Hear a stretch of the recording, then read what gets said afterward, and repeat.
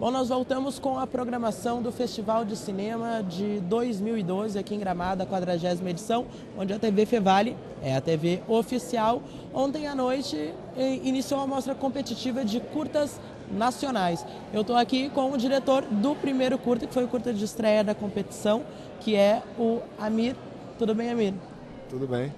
Então, me fala um pouquinho sobre o teu curta, o Linear. Ele é um curta de animação, mas ele é muito profundo, ele tem só 6 minutos de duração, mas eu, pessoalmente, que assisti, reparei que ele provocou uma reação em mim e também nas pessoas que estavam próximas de mim. Sim, eu não sei, na verdade eu tenho até dificuldade de falar se ele é um filme de animação ou não, né? Eu não sei se a animação não chega a ser um gênero, né? A animação é uma técnica. E na verdade ele mistura tantas técnicas, ele tem uma parte filmada num teatro com uma ginasta, uma parte de animação stop motion pura, mas uma parte com ator misturado com imagens reais, misturada com animação 3D, misturado com animação 2D.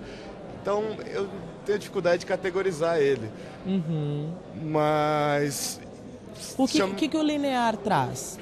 Me conta assim, como que surgiu o roteiro? Como é que foi? O roteiro surgiu quando eu voltei eu morava em Amsterdã. O que você fazia lá? Eu fiz um mestrado em design. Ah, sim.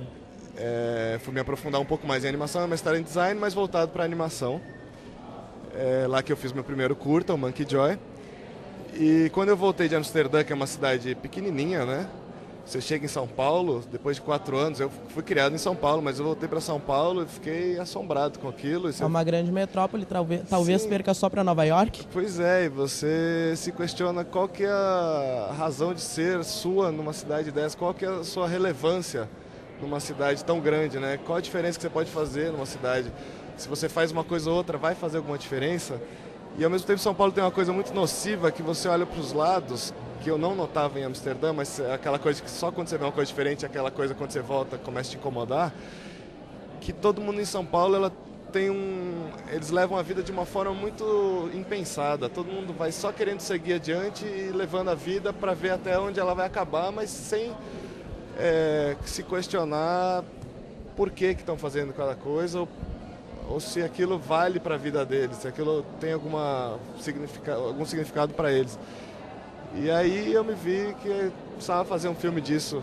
O Linear me trouxe muita frieza. Frieza, eu percebi. Você não sente isso? Será que as pessoas nas grandes cidades, elas pararam de se enxergar? Sim. Agora eu entendi o que você quis dizer com frieza. Apesar de ele ser um ser de 2 centímetros, ele está no meio da gente. O filme ele tenta não causar um estranhamento da existência ali, como se ele fosse um cara natural que estivesse lá.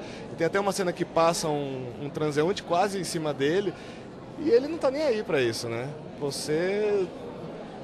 Cada um fazendo o seu trabalho, desde que cada um faça o seu, eu não vou me incomodar com você e você não vai se incomodar comigo, até que ele faz alguma coisa que causa uma catástrofe, né?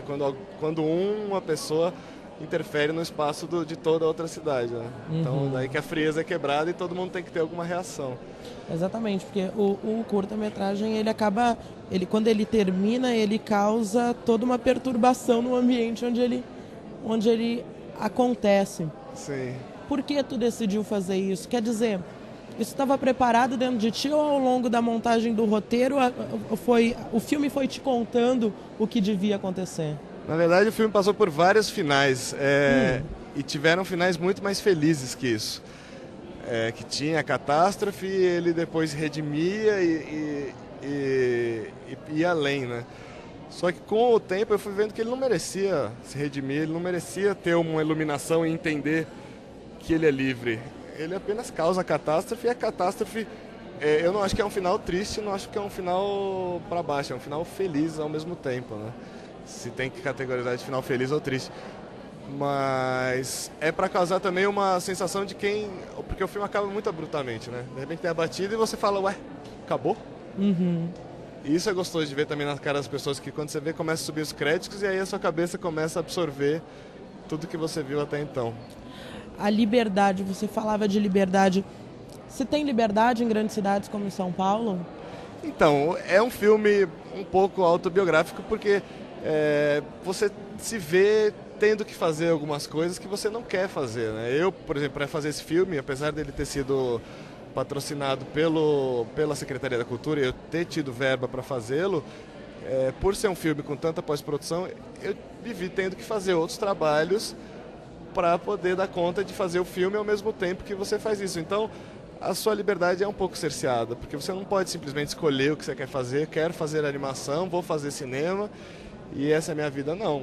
Você tem os custos e toda a parte real de uma cidade que te impõe uma realidade garganta abaixo, né? Você não pode simplesmente ser.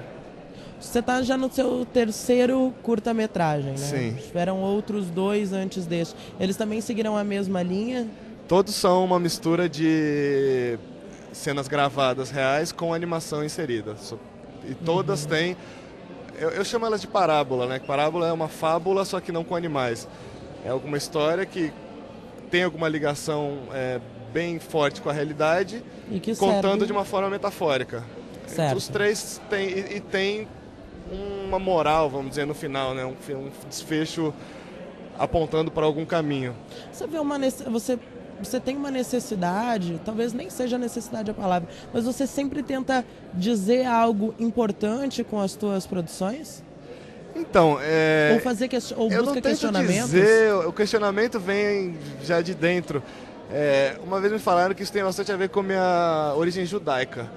Que um rabino, quando ele vai querer falar de alguma coisa na sinagoga, não que eu seja tão religioso, mas fui criado, né, ia na sinagoga quando eu era mais jovem, e um rabino, quando ele quer falar de uma coisa, ele sempre traz uma outra história que espelha essa história, que espelha alguma realidade que você quer falar. Se você quer falar de, por exemplo, de liberdade, eu escolhi o Linear contando uma história de um ser fantástico, mas pelo que eu vejo das reações das pessoas, todo mundo se identifica com um ser de 2 centímetros de altura que faz um trabalho que não existe. Só que você acha que aquilo existe, você olha para aquilo e fala, aquilo faz um sentido na minha vida também.